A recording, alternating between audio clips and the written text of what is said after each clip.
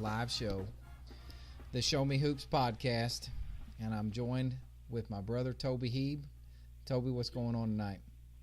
And just another Sunday night, chilling and ready for the week to start. Get some more basketball games going. Absolutely. It's I got to get out and see games probably about 3 or 4 nights this week.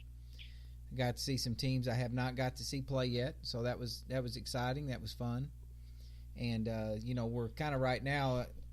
We were just on the phone before we came on the air, and we actually started probably about a minute late because I'm back and forth on the phones with other superintendents right now. We're trying to figure out if we're going to have school tomorrow or not. So I may have to go on hold for just a minute, and you just run the whole show without me here in a minute. Hey, I can run the point. Yeah, I just give you the ball, and Coach, I just need a quick breather. One of those things. But I think we're going to be okay tomorrow. It looks like it's not going to get cold enough to freeze, and so. But yeah, we're not getting much down here. I know up your way it might be a little worse, but you always worry about that. Better safe than sorry. One of those things. Yeah. So, but yeah, we're in a process right now of talking about mid-season adjustments. That's what you and I have been talking about. Yeah. And one thing that I told you, just an idea that I wanted to throw at other coaches that are out there listening to this. We always try to give everybody something. Either you tune in for a good time and just to maybe hear a good story, or laugh at us, or just make fun of us, or you tune in because you're wanting to come away with some kind of a good idea. So here's one that I thought was very helpful for me. And I don't remember exactly where I came up with this idea, but somewhere during my time there at Bell City early in my coaching career, I came up with this thing where I would call a coach at the end of the season, like late January, early February. I would call a coach who I trusted, a friend of mine, somebody like that, and I would ask him to give me his scouting report on my team. And we just trade scouting reports. Like it was, I'll tell you who my go-to guy was. It was Joe Shoemaker. Joe's a heck of a coach. He's won the state championship last year in Class 2 at Orion. Joe was a couple years older than me growing up. He played at Orion. I played at Scott County Central. He actually dated a girl in my class for a little while. So I knew Joe. And we actually went to college together. We kind of crossed paths a little bit that way. I'd known Joe for a long time. I trusted Joe. And he was at Advance at the time, which was our biggest rival when I was at Bell City. But when the season would get over, as far as the conference season, they were Class 2 and we were Class 1. So we were not going to play each other again. And I would call Joe, and we had this thing set up ahead of time. I called him and said, hey, I'm going to call you when this is over. And he said, yeah, that's a good idea. So we just kind of traded scouting reports on each other. Hey, this is the way we tried to play you. And when I called around to all the coaches, you build your scouting report talking to other people. When I called around to, Richland and Bloomfield and everybody to scout you, and when I was there watching you making my notes, this is what everybody thinks about your team. And like I'll give you an example of some feedback that Joe gave to me. We were going into the state tournament. This was Dom Johnson's senior year. And at that time, Scott County Central had a really good team. We actually only beat them by 4 points in the sectional game. That was the closest game we had the entire state tournament. And Ronnie Cookson had come out of retirement to be their assistant coach, which meant that he was just the head coach sitting down while Melvin was standing up telling him what Ronnie said to say, And so anyway, I was worried about what the book that Coach Cookson was going to have on us, And so Joe gave me some feedback about, just rebounding. And he said, like with a couple of our forwards, we only worried about them scoring on us, like if they got a rebound, like stickbacks. Right. We weren't worried about them scoring any other way. And that was good to know going into the game, because then you could go to those forwards and say, hey, guys, and I never threw Joe's name out there or anything like that, but this is what other coaches are saying about you. They're saying that they're only worried about you in these situations. So how can we get you guys to get us a couple buckets in a couple other ways, and just getting them to kind of look at things. And then, it really gave my team a lot to go back. And then I actually went back and called Coach Cookson after we beat them in the sectional game and asked Coach Cookson the same question. How did you guys try to scout us? and he gave me some feedback on Dom. Like, well, we try to keep Dom from going this way or from doing this or doing that. And if that's what the scouting report that they came up with, going forward, that's how people are going to play you. More people will do it, yeah. Most probably, because if they see something that worked, then they're probably going to try to do the same thing. And so I just thought especially that deep in the year. That deep in the year, and I just think it's good feedback for your team. If you can go to them and say, just like you go to your team and say, hey, we're going to guard this team and this guy can't go left. Yeah. There is something in the other team's scouting report about your team that you don't know. I guarantee it. There's something in there that they're saying that you go, you just haven't thought of yet. I would never guard my team that way because you see them every day. But it's like Bobby Knight said, you can't take everything away. To take one thing away, you have to give something else up. Like if I'm going to let you shoot, say I'm guarding you one-on-one and I say, you're too quick, I'm going to back off a step, which is not true.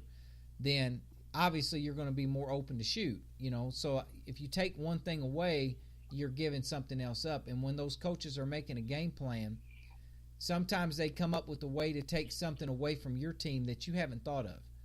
And it's like, if that's going to be the book on your team going forward, especially if you got, some bigger aspirations in the district or the state tournament, whatever. I mean, right. I think that's good information for your kids, and it can really help your team grow. Yeah, just to learn something about your team that maybe you didn't know or think of, because, like you said, you see them every day, so you don't see certain things that maybe other coaches see. Like you're looking to see what you want to see sometimes, and another coach is looking for ways to stop what you're doing, and they may have came up with it, whereas you haven't yet. Well, and a good way to think about it, and you know this because you played for me, we're always trying to get into our game. We're trying to force our style on you. And if you're a run-in pressing team, that's true. Or if you're a team like a Thayer or like a Lennis McFerrin type team that's going to slow you down and play really good half-court style of a game, they're trying to force their style on you just a different way. So when you look at those two things, when I'm coaching my team, I'm trying to get you to play my style. I'm trying to force my style on you. But what you're trying to do to me is you're trying to either disrupt that or you're trying to force your style on me. And if you can find somebody who is telling you how people are going to disrupt what you're trying to do, it's like the opposite of what I'm talking about in practice every day. You know, it's the exact opposite. So, it's instead of going, hey, guys, here's how we're going to pound somebody. Here's how we're going to beat people. It's, hey, guys, here's a way, here's a weakness. This is a way we can lose a ball game. Let's cover this weakness up, And like, for example, we had a kid on our first state championship team named Luke Phillips. Luke was not a shooter. And, he didn't take shots, and he wasn't a good shooter. He was a conference defensive player of the year. He was a great defender, great rebounder, great role player, never needed the ball to be happy. He was just content to do his job. He was good at his job. Yeah. And but Luke, when people would tell me, well, we're going to do this, and we're going to take this away, and we're going to let him shoot. Well, then I was going to put him in a spot where if you leave him open, it's a layup, something like that.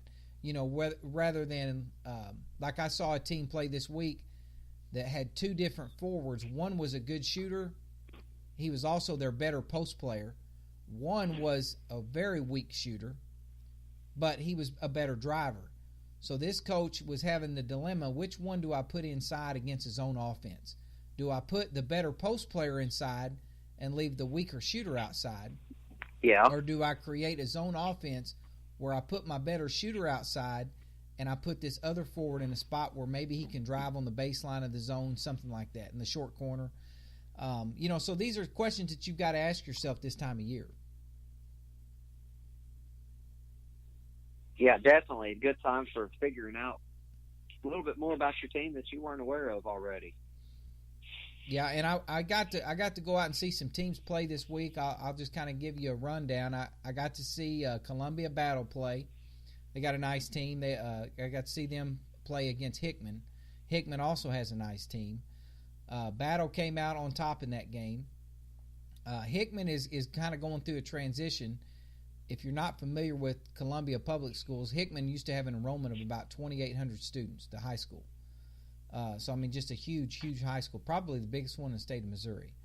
And then Hickman split into two schools, basically. Their area split between Hickman and Battle now.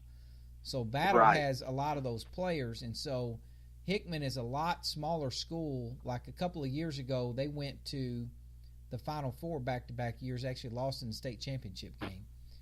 But at that time, they were a 2,800 student high school. Now they're probably about 1,400 or 1,500 student high school. So, you know, they're literally about half the size that they used to be. They're still big enough to be 5A, but they're a lot smaller school. But they've got a really good coach, and they play hard, and he's got those kids going. But Battle, I tell you what, Battle is a team up here who they start a freshman and a sophomore. They've got another sophomore that comes off the bench. They've got a couple really talented kids, junior, and a couple other freshmen that are like down on the JV. They got a junior that's not eligible yet that will be eligible this week. But they are a team to keep an eye on right now because they are starting to pick up a lot of steam. And so momentum's a huge thing right now. It really is. And I think that their young kids are starting to really grow up and play the way they can play. You know, it's like they can play that way right now. They just don't know it. And they're starting to, they're probably about 80% of what they're going to be at the end of the year. But I tell you what, their arrow is really pointing up. And so I got to see them play against Troy on Friday night. Troy was coming here to Columbia out of the St. Louis area. And so I wanted to go see Troy play. And Battle had Troy down 30-plus late in the third quarter. I mean, they're just pounding on a really good team. Troy had a post player about 6'5", white kid, caught it in the paint, just no step, just turned around and dunked on everybody. Boom. And you're just like, wow, they got a good point guard, they got a post player, they had a kid that could shoot. And I mean, Battle they just worked them over. I mean, just completely destroyed them. And so they've got a nice looking team, and you could have just caught Troy on a bad night. You never know, but I've seen Battle 2 or 3 times this year. I've seen Hickman a couple times this year. I've seen Tolton. Nobody in this area is in Rockbridge's class right now. Rockbridge is in a completely different stratosphere. But, Battle is kind of inching their way into that next group of really good teams, And so that's kind of been fun to see a young group of kids get better and better. I got to see our kids play against New Franklin, so Prairie Home and New Franklin. And we just had a hard time scoring in the first quarter. We had 4 points in the first quarter. I know how that goes. And then our coach made an adjustment there in the second quarter and picked them up full court and kind of knocked some momentum back in our way. And we come all the way back and tied it late and ended up losing by 3. But it was a good ball game. And so I got to see them. I got to see Fayette play a little bit. Got to see Sweet Springs play. I've never seen Sweet Springs play. I've always heard of them. And so anyway, it's I got to see a lot of basketball this week, and it's that time of year where, like I'm saying with Battle in particular, I saw them early, and then I saw them again now, and you can just see the growth in their team, right? And I think that's true for a lot of people. Like I know Scott Central last week, they beat Oak Ridge, who had beat them about a week or two before that. And that kind of goes back to what you talked about few weeks ago when we talked about you give a team 2 different ratings, the rating for what they are now and what they could be. Exactly. So you're kind of seeing Battle come into that second number of what they could be. Right.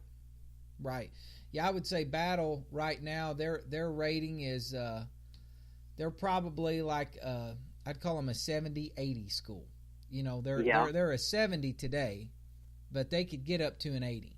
And an 80 is a really good team. I think if you're in the for sure mid to upper 80s, you've got a shot at a state title. If you're somewhere in the 90s, you're like a team. You're not only going to win a state title, but your team.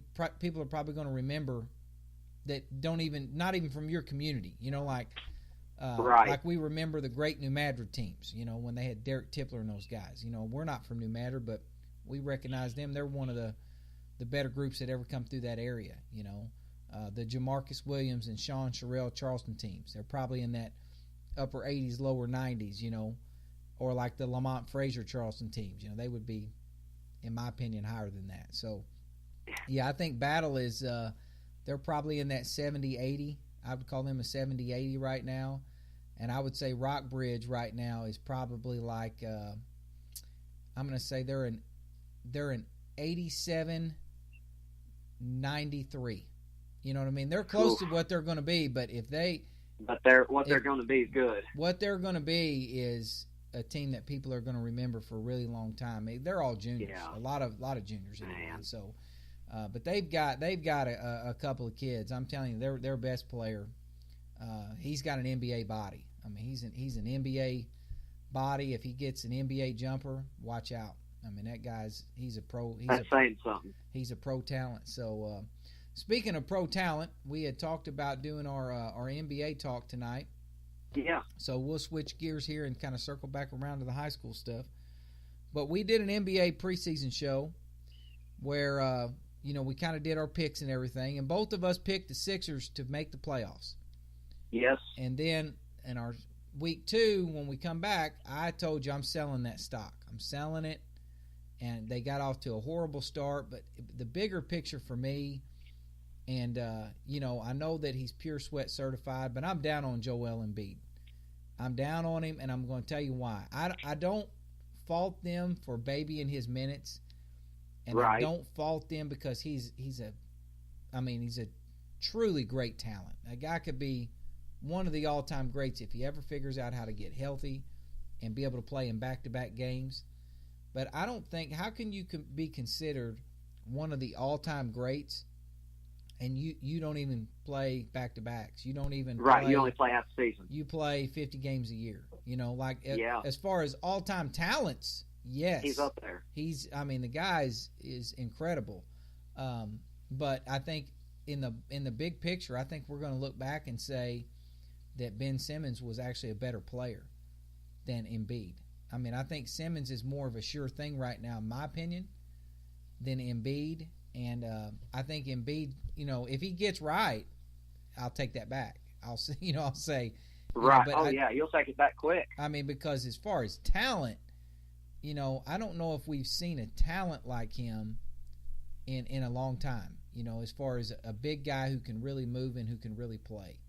And so I'm rooting for him to get healthy because I love watching him play. And it's funny you mentioned that about the back-to-backs and everything. When the other night after Isaiah Thomas's first game back, and Stephen A. Smith just goes off about this not being able to play a back-to-back game. If you're healthy enough tonight, then why can't you play tomorrow? Right. What's stopping you? Yeah, they've. I think the problem with that is twofold. One, the guys when they're coming up through the system now, it's just so much softer than it was, 10 years ago, 20 years ago. As far as what, these guys come into the NBA when they're 19, they're not used to that 82 game grind. They're still so young, and so. They're used to being babied in AAU stuff. They are, and so that's one part of it. The other part of it is the contracts. Like our guy Otto Porter, who we both know and love. He signs a $106 million contract. Well, when you're handing out that kind of money to guys, you got to protect your investment. And like they gave Embiid so much money, you have to protect your investment. And I understand that. Compare that to. Back in the day when Scottie Pippen was making like $4 million a year, right. And that's a lot of money. Don't get me wrong, but inflation hasn't happened like that. Like that, if Pippen was a $4 million a year player, these guys now are $25, $30 million a year players. Right. It's just a different it's a different mindset. And then not only that, but for these individual guys, like a Durant, like a LeBron, whoever, Steph Curry. You hear people talk about their personal brand now. You never heard that said 10 or 20 years ago. You never heard it. There wasn't really a personal brand. Other than Jordan, really. Exactly. He was the first guy to get his own shoe deal. Magic and Kareem and Larry Bird and all these other guys, they got shoe deals. They had a deal with Converse. Jordan was the first guy to have his own signature shoe. And that changed things a little bit too, because if you're LeBron now, if you're Steph Curry, you have to look at your off-the-court revenue. If you're hurt, if you can't play, it's worth it to these guys to miss 10 or 15 games a year. They're coming out so much further ahead financially. And so, again, I get it. But back to the point about Embiid, if you want to be mentioned in that conversation, you got to. You're going to have to get out there and play. You're going to have to log some miles. You're going to have to. And so I stand by that pick. I'm selling the Sixers. I also sold on the Wizards, and I stand by that also. I mean, you're looking good there. They're beat up. They're beat up. Both of those. No depth. Just beat up. They're not a lot of depth. That's been a problem. Like usual. The problem with the Wizards, and going back to Otto Porter's contract, when he got the $26 million a year, everybody, some people said, hey, that's actually a bargain if you take the name off of it and just look at the numbers and the stats and his impact on the game and compare that to other guys. He's not wildly overpaid. But then some people who, they've handed out so many bad contracts, and they said, Skip Bayless actually said his is going to go down as the worst contract in NBA history. Some people were saying things like that.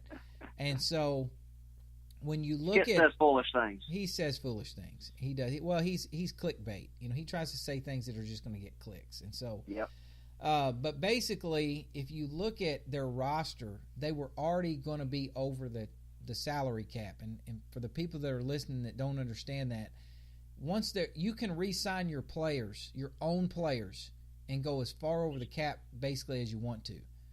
If every time you go up another like $5 million, $10 million, whatever, the tax that teams have to pay increases to try to keep teams from doing that. But you can re-sign your own players for as much as you want. But to sign a new player, a new free agent, you can't go over that line. So what happened is they were up against that line to where their two choices were basically let him walk and somebody else sign him. Somebody else was going to pay him that money. He had offers from other teams for that money. Yep. And you have no money to pay anybody else. Then, or you can replace him with like a $5 million a year player, which is almost like the league minimum type player in the NBA, basically. You're signing like a backup. And I know that sounds crazy. I mean, I'll go sit in the 11th chair on the bench for $5 million. Give it to me now. Oh, yeah. But that was their choices, is to let him go, 23-year-old guy that's going to get you 15, 16 points a game, 6-8 rebounds a game. He can play complementary with your two best players because he is a knockdown shooter. Or you can replace him with a backup. That was their choices. But when they signed him with that money, and then they gave Wall their deal for like $40 million a year is what Wall got. They're so far over the cap now with what they're paying to Bill, Wall, and Porter that they really don't have flexibility for anything. That's going to be their team going forward. And the deal that really killed their team was when they signed Jan Mahimi to $16 million a year. I mean, that one was a bad contract. And that guy's not even playing hardly. Yeah, he is a backup center for $16 million a year. And so I still think the Cavs are the team to beat in the East. I do. The Cavs are the team to beat in the East. The Celtics are having a nice run, and I really like what Tatum's doing. I think Tatum is a very exciting player. But, and Kyrie's Kyrie. That guy's he's having a great killer. Year. He's having a great year. But I think they may get the home court or whatever, but it's not going to matter. I mean, I think the Cavs like last year. The Cavs are the team to beat in the East, and the team that I think that they fear the most in the East is the Bucks. I was going to say the same thing. If you could put a lie detector on them and say who do you fear the most in a series, it would be the Bucks because Giannis that size and length. They got all that size and length, and Giannis is the only guy in the East that one-on-one can just match up with LeBron. Nobody's as good as LeBron, but he's the closest thing, I think, in the NBA physically. Right. And just production-wise is what he can do.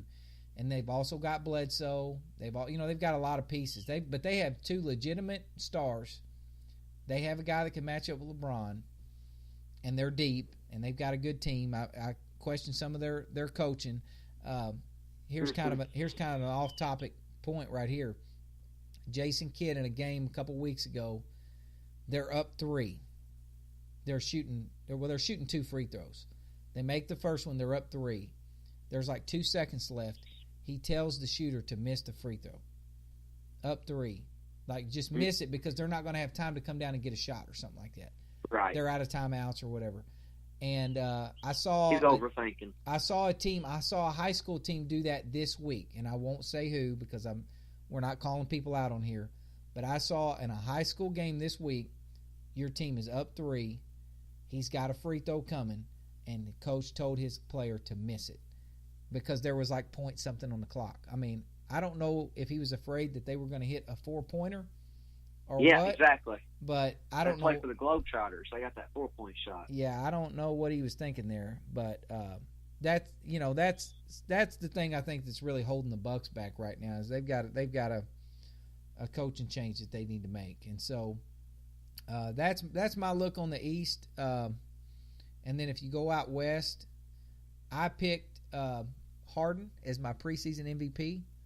I said, there's a strong case that can be made. He should have been the MVP last year. I'm a Westbrook fan, but there's a strong case for Harden last year.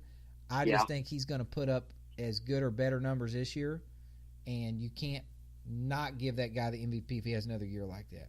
And so, so far so good. I think when Chris Paul's healthy, they are a legit threat to the Warriors. They are.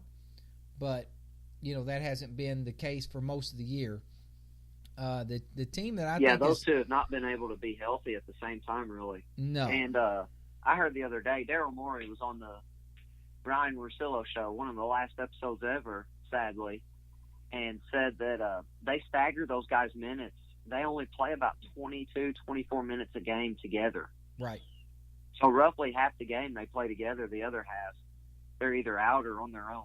Yeah, and but they've always got just a top flight guard out there.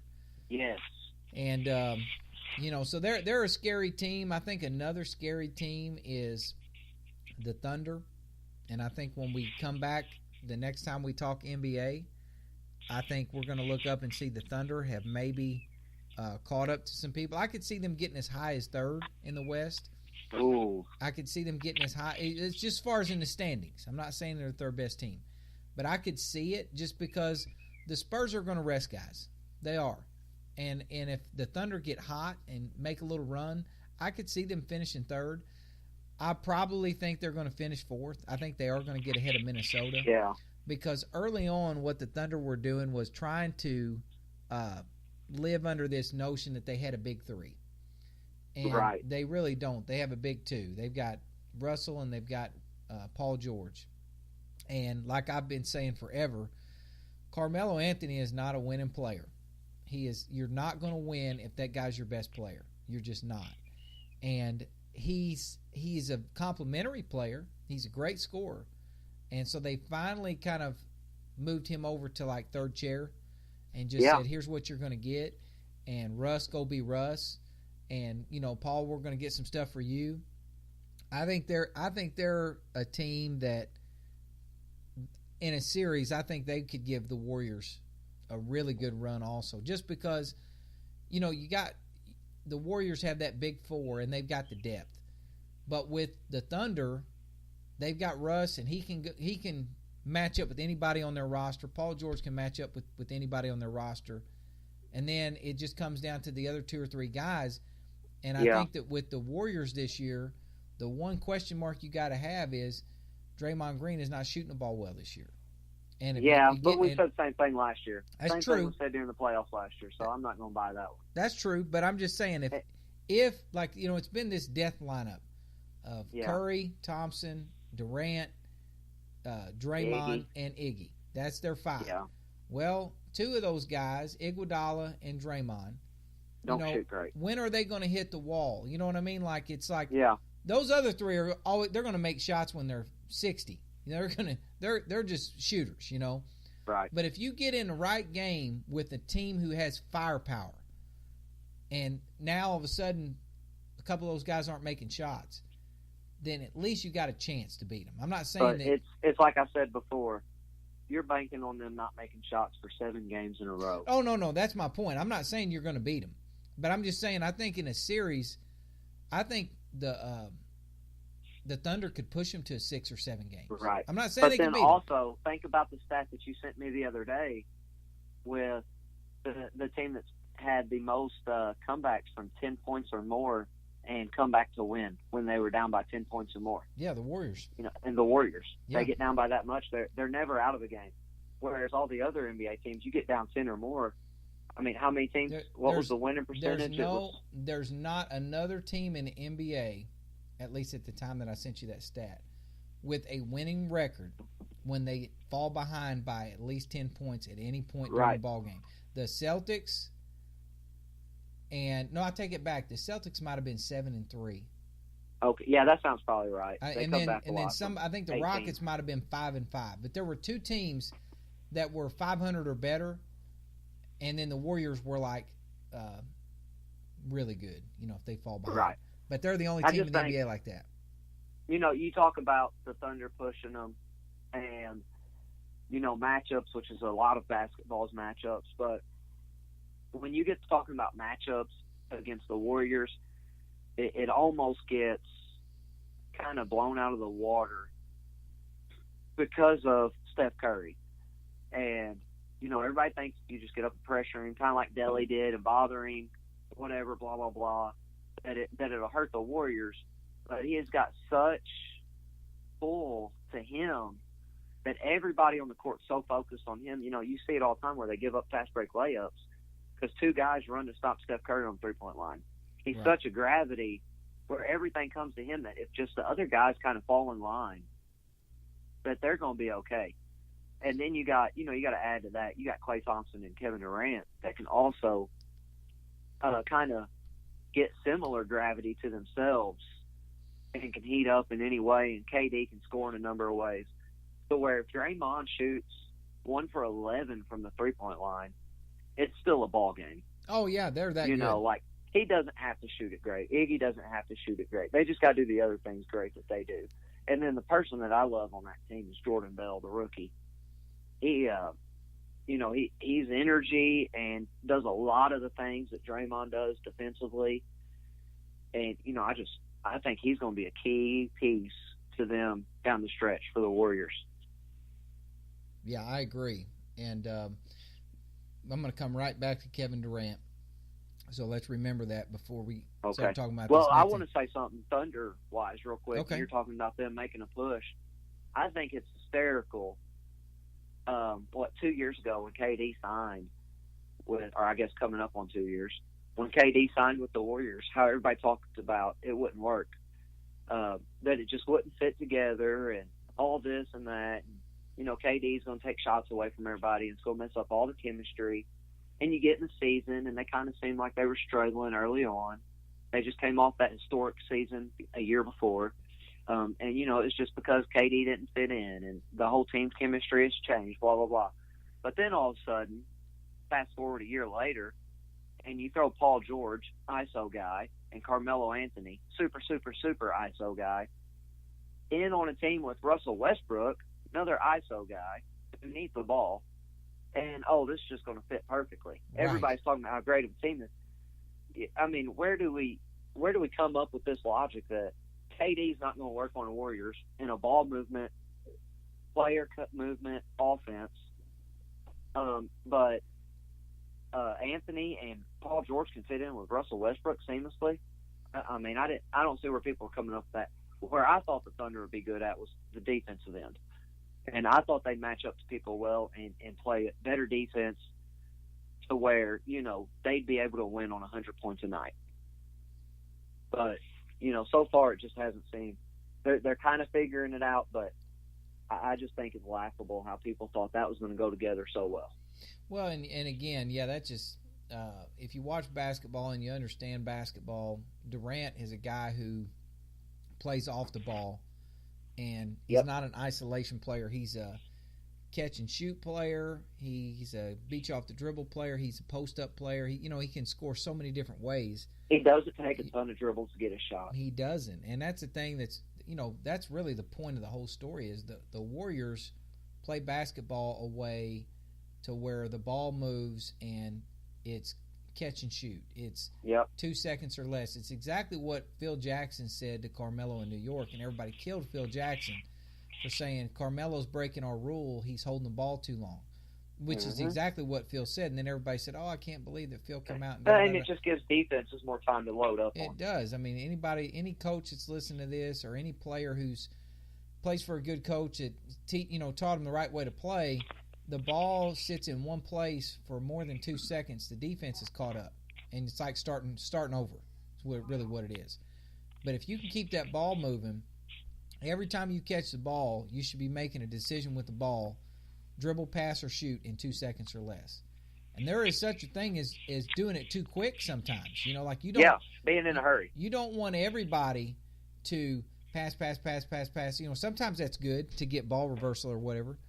But sometimes, you've seen it 1,000 times. A kid catches it on the wing, post player's down there open, or he catches it on the wing and there's a screen happening, and he's already passing the ball back to somebody else. He didn't look at the action, you know. And so, like with all the drills we used to do, like shell drill, defensive type drills, even if we weren't trying to score, what we tried to teach everybody is catch and look, move it. Catch and look, move it. Because there's a rhythm to good offense. There's timing, and there's spacing, and there's movement. Those are the three parts of offense. And, you've got to teach proper timing to kids. And that's what Durant, he plays with the sense of timing, whereas Carmelo catches it with, and it's like, okay, now there's only 4 seconds on the shot clock. Do something, Right, right. When there's 24 seconds left. And that's also my biggest criticism of LeBron. For as great as LeBron is, and I think he is playing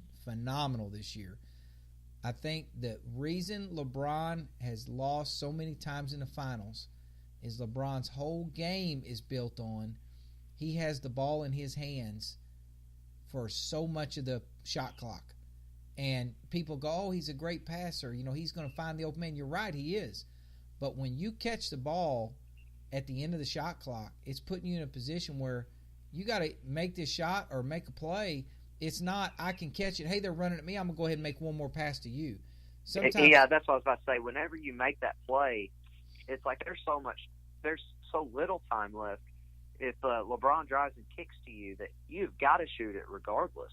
Exactly. Whether you're in rhythm or contested or what, like you can't make another pass or a fake and a drive or something. That's exactly right. And that's what, the guy that leads the world in that is John Wall.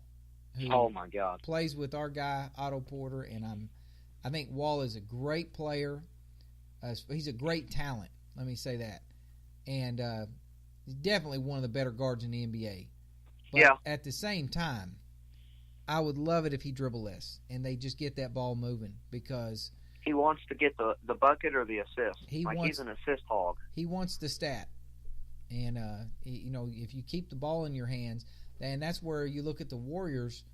They have a lot of – they lead the NBA in assists, but those assists are spread out because they have – right. If you counted like the hockey assists, a lot of secondary assists, then Steph would lead the NBA, whatever. Yeah. But, and I think that's something that's going to happen, is we're going to change the way we start looking at stats because, how valuable is an assist?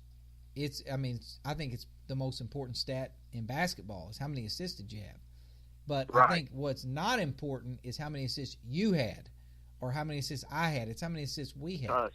And I agree. Because that means the ball's moving. That means the ball's moving. If one guy has, over half of your team's assists or 60, 75% of them, that means he's got the ball in his hands a ton. And he's either got that many assists because, it's an outlet pass to him and then a pass ahead and then a fast break layup, which, you're probably going to see on the high school level. You're not going to see that in the NBA. Or it's because he's coming down and he's dribble, pick and roll, make a move, something, pass, assist. Nobody else touches the ball. Exactly.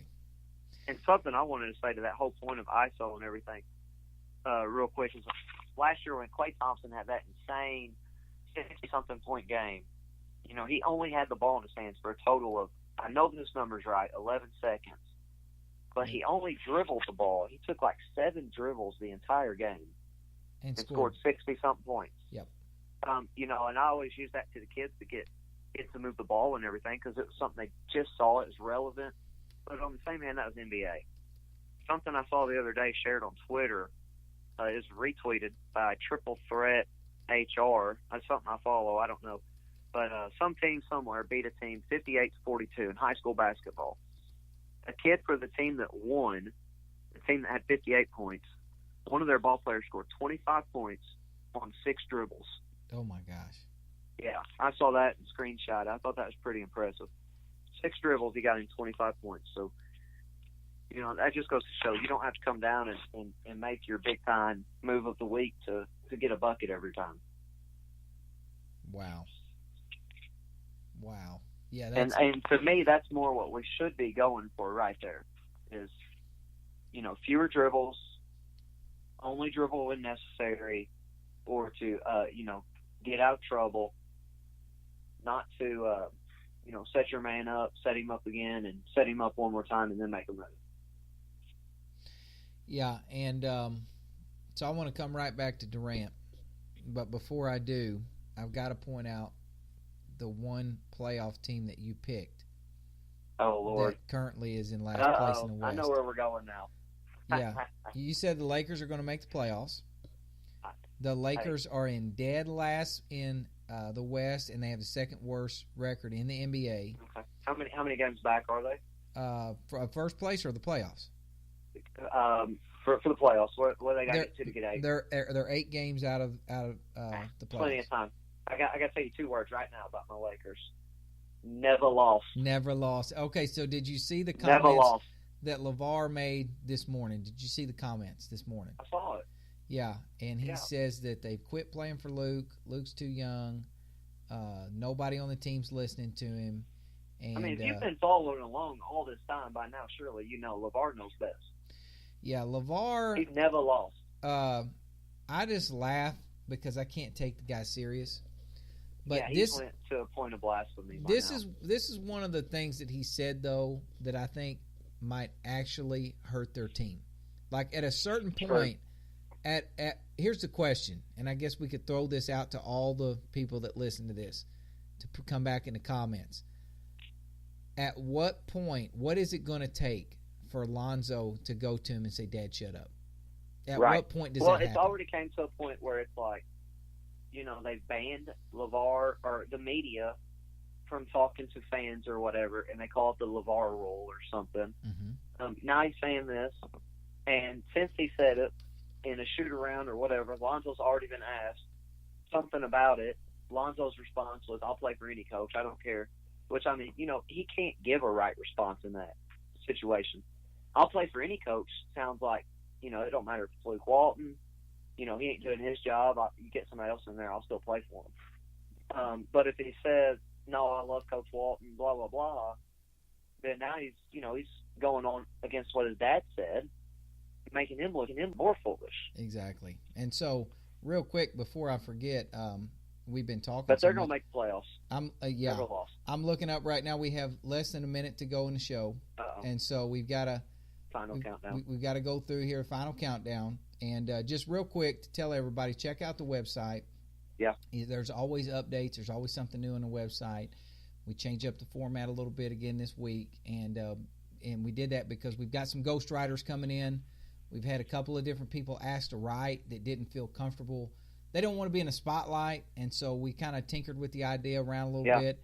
But some of it's basketball related, some of it's totally off the wall, just kind of comedy type stuff. And you could be one of those people too. You could be one of those people too if you got an interest. Come up with a clever name.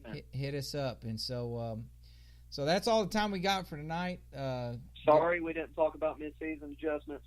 Yeah, we kind of did. So we handed it around. Yeah, check out the site. Everybody have a good one. JWT.